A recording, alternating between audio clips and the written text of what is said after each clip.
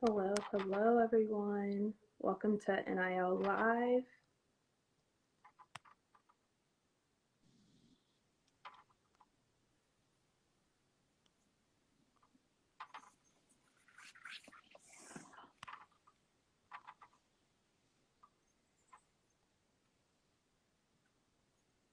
Let's get our guest Oh, on. wow, that was fast. That was pretty What's fast. what's up? What's up, Hey, Danielle? Hey, coming What's into up, Masai? hey, how are you? Good. How are you doing? Good. No, it's late for y'all. What's up, Will? Yeah, What's a up? little. Hey Will, how are you? I'm good. How you doing? Good. Well, I appreciate you guys making time. We're super excited. Looks like we've already got almost 400 people checking us out. It's gonna be a lot of fun. And for us, we talk NIL every day, but rarely do you get to hear about NIL from the most important group, the athletes. Just to quickly make introductions, I'm Jim Cavell, founder and CEO of Influencer. We have Danielle Tate, who's a big player on our partnerships team. And so all the different partners you've seen Influencer have over the years, like Danielle supports them and has been a part of our team for a few years now. Masai Russell, who's coming off the bronze this past weekend, the SEC track meet in that 60-meter hurdles. Congrats. And Will Levis, who is the quarterback for the University of Kentucky, both University of Kentucky student athletes.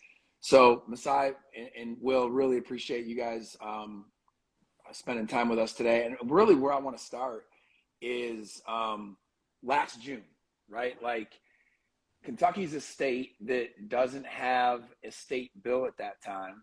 And so I'll start with you, Masai. Like, did you even know that July 1st you were going to be able to start monetizing your NIL? Like, what was your mindset in June, weeks before July 1st?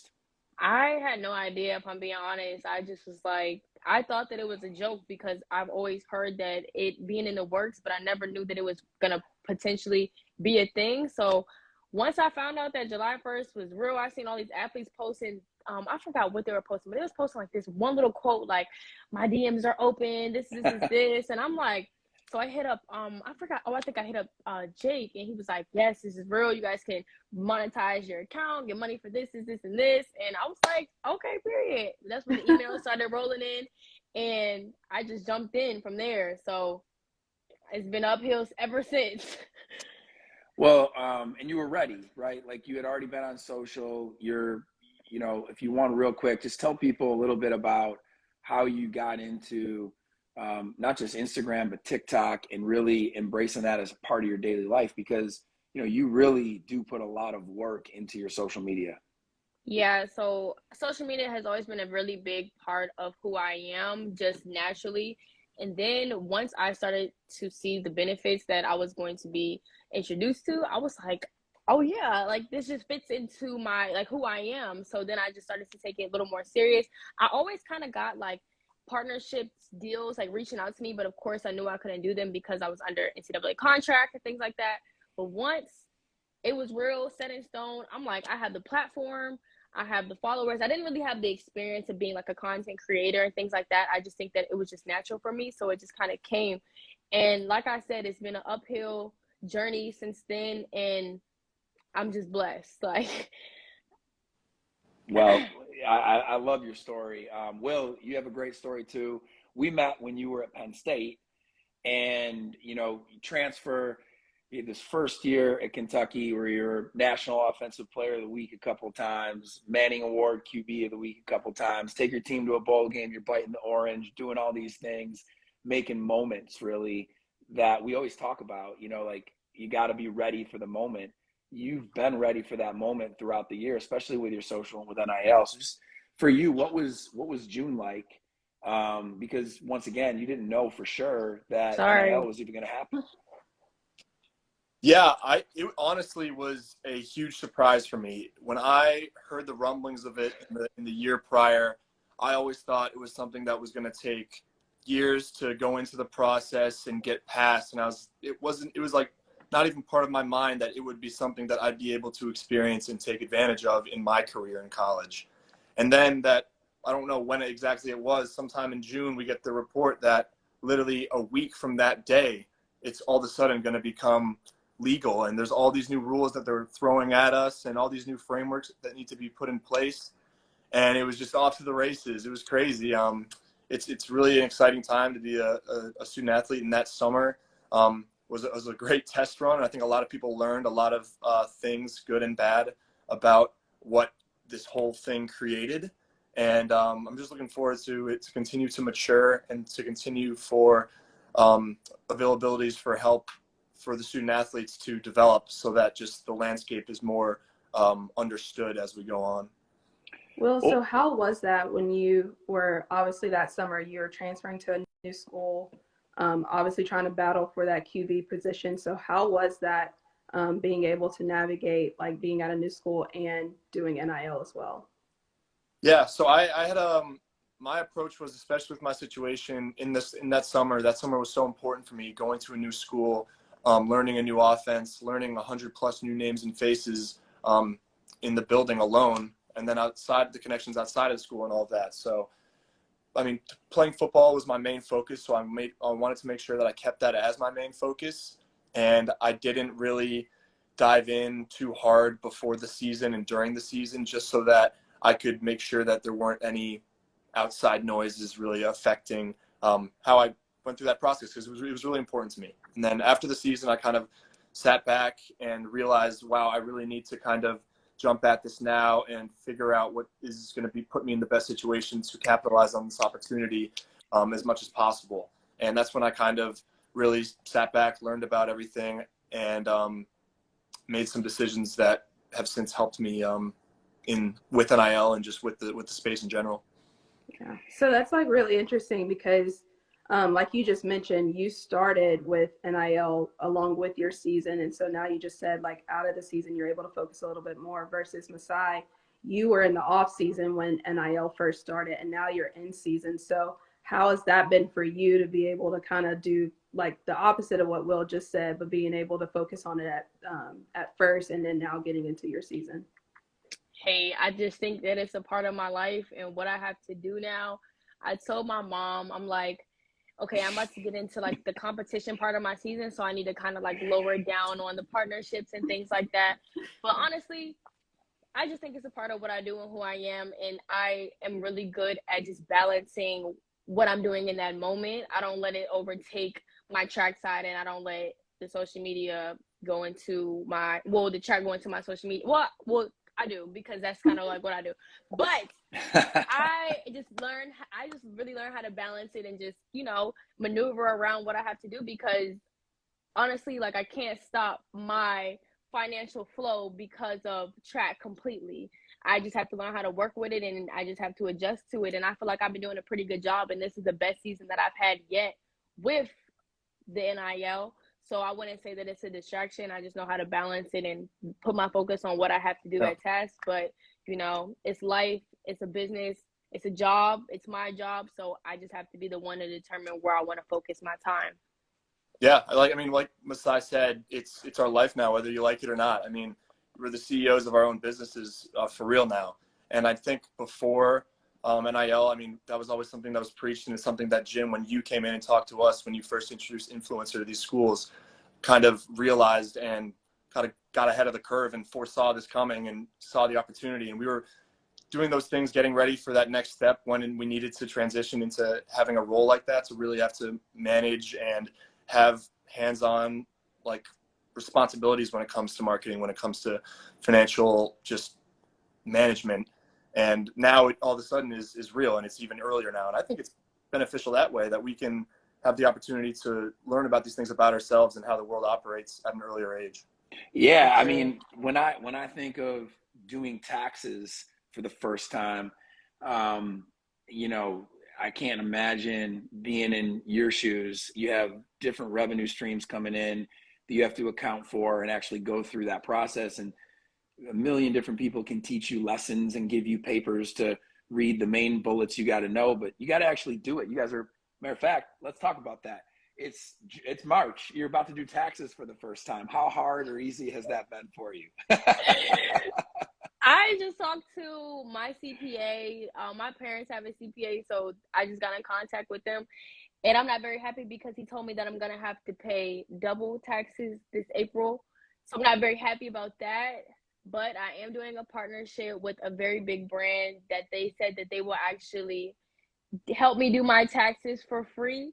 So that's been a plus. But I haven't really done anything yet. I just know that I'm going to have to pay double, and I'm not very happy about that. So. Yeah, for me, I mean, after the season, I sat down and actually ended up partnering with a marketing firm, and they also have a financial advisory service with people who can help me with my taxes. So I'm hands off. I'm kind of letting them do it, and kind of just one more thing I don't have to worry about. The only thing that I have to say is that I just hope that I get some good returns, because I am a social media influencer and I can write off a lot of things. So, but it's just been a learning process, and it is another conversation I have to have with my CPA, because like I use my apartment for videos, I use my phone, so it's a lot of things that I can write off, and hopefully I can get some good returns. So we're praying for that. But until then, I'm about to be in a drought. Well, what's interesting about NIL is, you know, I'm just trying to think from the student athlete's perspective, and I want to ask you a question about this. Like, as a student athlete, if you get hurt, there's a trainer you go to, and they help you with your injury. If you need to see the team doctor, there's a team doctor. If you're struggling in school, they have tutors and academic advisors. I could keep going. But every problem that you could have as a student athlete, the athletic department is there with human beings ready in expert status to help you. NIL is a little bit different. They're limited in what they can do. So Will's talking about a marketing firm, and Masai, you're talking about a CPA. And I've had the pleasure actually of having conversations with both of your mothers, and they're very involved in helping you in what you're doing. And so there's a lot of people it takes, you know, to really help a student athlete do this, that at the pro level, every athlete has an agent and a players association. There is no players association at the college level, and 99% of athletes don't have agents. So talk about some of the people that have helped you. Like I mentioned, your mothers, and they're both a huge part of each of your NIL businesses, but just give me a peace of mind of like, who fills in that gap that the athletic department can't really solve? I'd say my mom was probably the first person I always go to just for advice. And then even though she might not know like the technicalities of the process of getting compliance's approval and all of that, that's what the group I've signed with helps me with. And it's just open communication all the time. Anyone reaches out to me, it's kind of just quick chat and then sending it off to these other people so that they can deal with it. And I like being a part of the process, but it's just they're able to take a lot of that time off my hands that I don't really need to be doing. Yep. Yeah, my mom and dad are a super big part in my NIL journey as well. My mom is the one that like reads all my my mom and my sister, she's a lawyer, so my mom and my sister kind of like read all my contracts to make sure that, you know, there's no exploitation, no like overusage, things like that, because companies will try to get over on you. And my dad is the one that handles like my invoices and sends out the invoices to the companies. And Rachel Baker, she's the one that of course approves all of our transactions to make sure that, you know, we're not getting exploited or making sure we're not breaking any rules, any laws, anything like that. So all three of those people. And I mean, of course, like my CPA, and I'm just trying to sign with the team right now to, you know, help me more on that side. But my parents and Rachel have been like the biggest help up until this point. Rachel's awesome. Yeah, Rachel's she's amazing. Great. She's great. Yeah, so just on that topic, like policy is what it is today, and obviously state legislation in some states dictates what certain schools can and can't do, and it varies state to state. Every school has different rules. We see that lens in what we do because we work with a couple hundred schools, so you see all the differences. But one commonality is what we're talking about. Do you think that should change? Just like personally, like, do you think the athletic department should be allowed to help more? Because it seems like they want to, but they're handcuffed in what they're allowed to do. Yeah, I've thought about that, Jim, and it's like when it first got passed, one of my first questions was, all right, there obviously needs to be people out there to help these student athletes to understand what they're getting into and how to manage everything.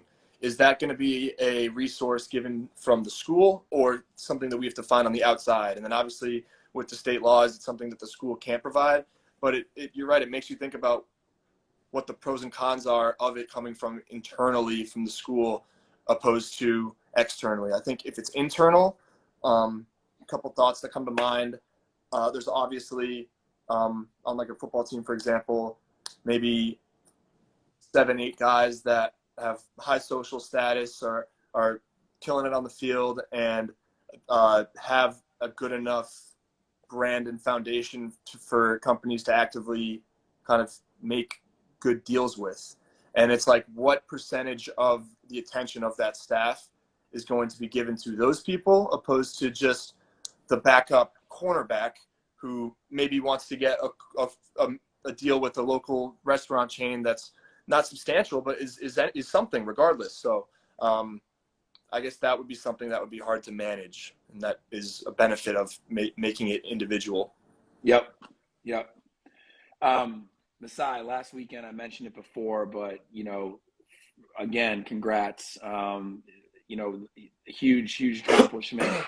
Talk about how moments like that make new opportunities available. And I know it's only been a few days, but as you perform well on the track, how does that play into, especially, Danielle, you and I were talking about this earlier, Kentucky's known for men's basketball, and the program's still top notch when it comes to men's basketball, but you guys play other sports, and Kentucky really is a full-fledged, all-around great athletic program. You're bringing attention to sports that didn't always get attention, like Right. football will.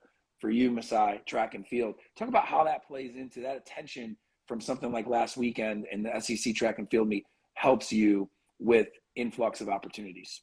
I think that it just helps a lot, just because like if a brand reaches out to me, just to say, like if Nike or Adidas or Gymshark or anybody, if they reach out to me and they want to represent me, I feel like they're like, in their head, if she's a good athlete on and off the track, I feel like it's a two-way, it's a win-win. Like, who doesn't want someone that's great at what they do to the best of their ability and able to promote the product to the best of their ability as well? So I feel like it's a win-win. That's why I've really been trying to focus on my performance a lot this year, because I do want to go professional after this season. And if that's not in my future just yet, I have another year and I'll be back in Kentucky regardless of what I do.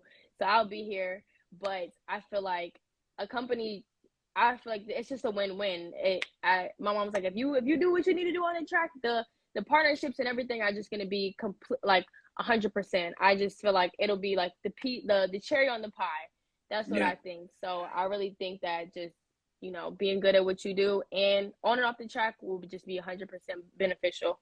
And for us, especially you, Will, Masai, what are, just for people who might not know, some of the partnerships you've already done with your NIL business?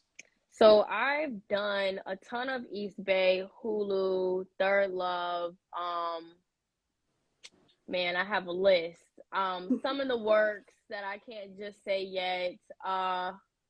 Man, I'm getting a brain fart. But you can check out my TikToks and my Instagram posts, and you'll see everything that I've been. Oh, I have something coming out with Venmo, something coming out with H&R Block, something coming out with CW Network, them, some good pretty big brands. So just stay tuned. I haven't posted it just yet, and I have some in the works that I can't just say, but just stay tuned.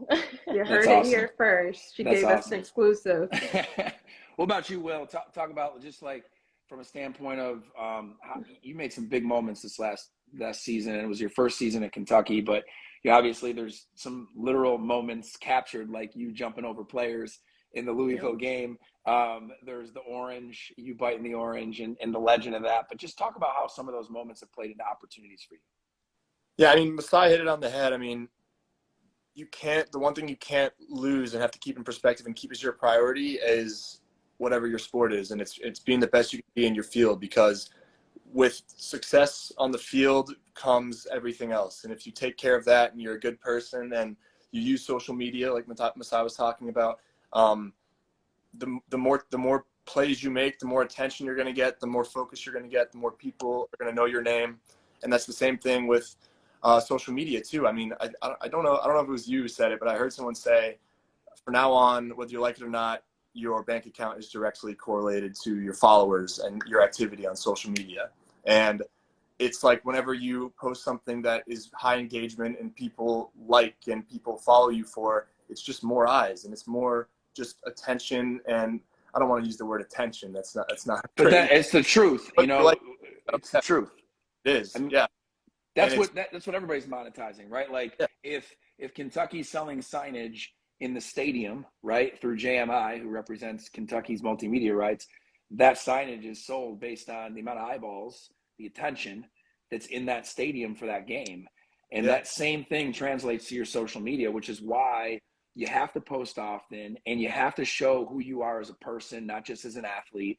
And you have to have this context of digital character that then brands who want to partner with you can say, wow, we could weave a post with Will into those tiles on his profile, right? And it's going to make sense. We could do this with Masai on TikTok within all the TikToks that she's doing. So, I mean, and attention Jen, even more so with that too, like you guys both do a good job of not only being on one platform, but multiple platforms, but then also bringing your teammates into it too. So whether you guys are doing a video on TikTok or if you're doing a post on Instagram, I think you guys have done a great job with bringing your teammates into it as well, because you never know like what a deal that you might have can impact your teammate as well. So, it's all encompassing with the team, and it goes back to, you're playing your sport, but you're still part of that team, and everybody has a seat at the table for it too. Yeah, and it makes it more fun. Like doing TikToks with your team, your coaches, it's like people really see the behind the scenes of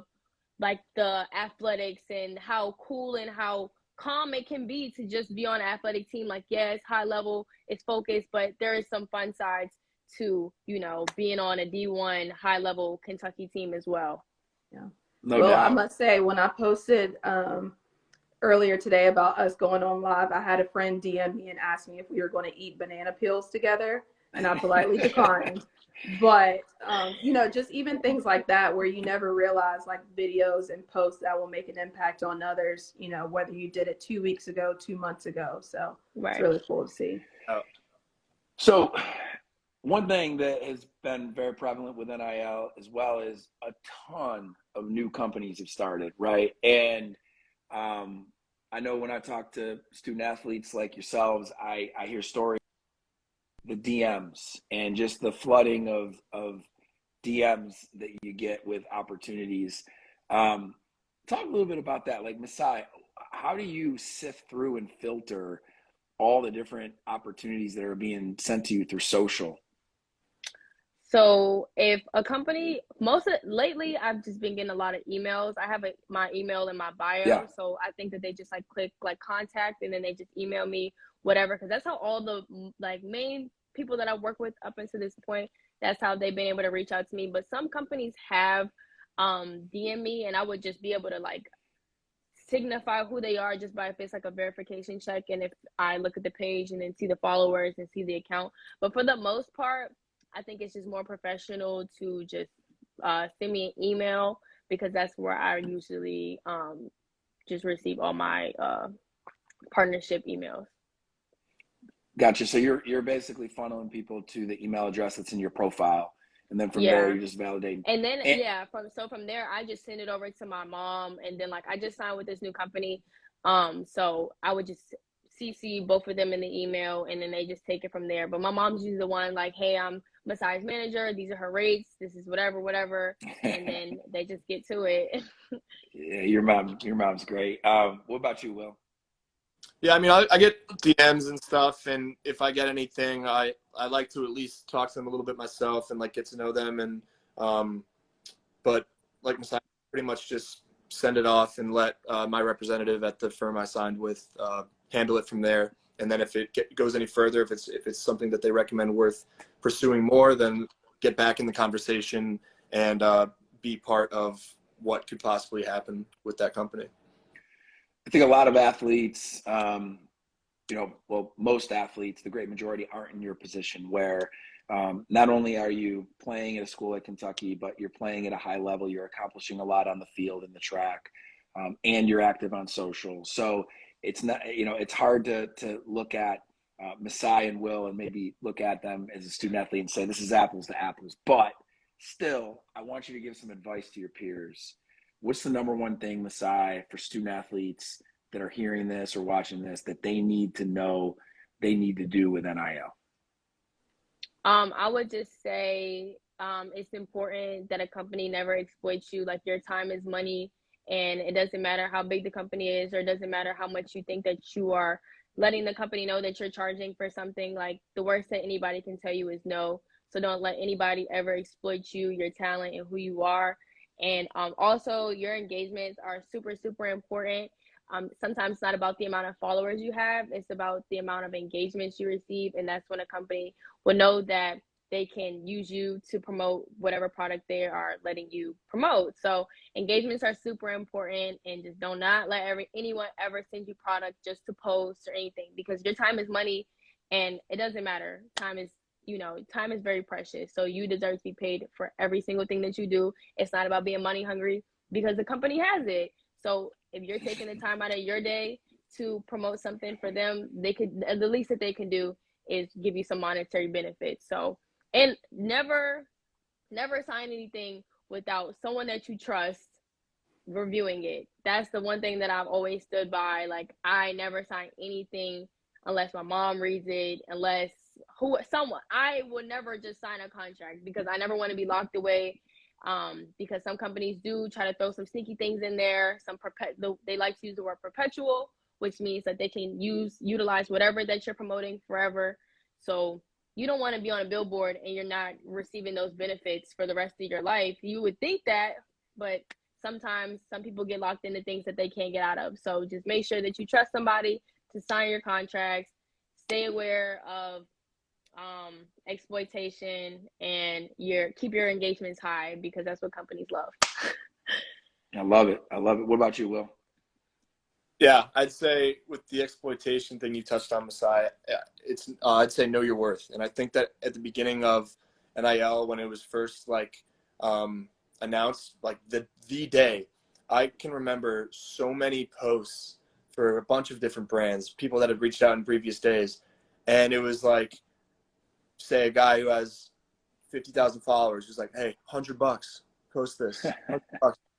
And people did it, and I did it, and it's like we don't know what we're worth, and right. It's easy for them it's easier than you think to actually get into the metrics and find out monetary value that makes sense for even like a post or a story. It's pretty easy. I mean, right. There's sources for that can help you, but then also find help. I mean, however smart you think you are, support in something like this when you don't want to spend all of your time managing and focusing on everything in the NIL world. What really matters is your studies and your sport. And I think that finding a right group of people that you can surround yourself with, that you trust, is the best thing you can do. You touched on something that's really important. Student athletes have driven down their value frequently in the NIL era. And, we've seen it with a lot of big group campaigns, gimmicky campaigns, and it's an issue, right? And I think that companies and brands are starting to realize that what they might spend with a pro athlete with the same following, they could get cheaper with a college athlete just because of the sophistication aspect.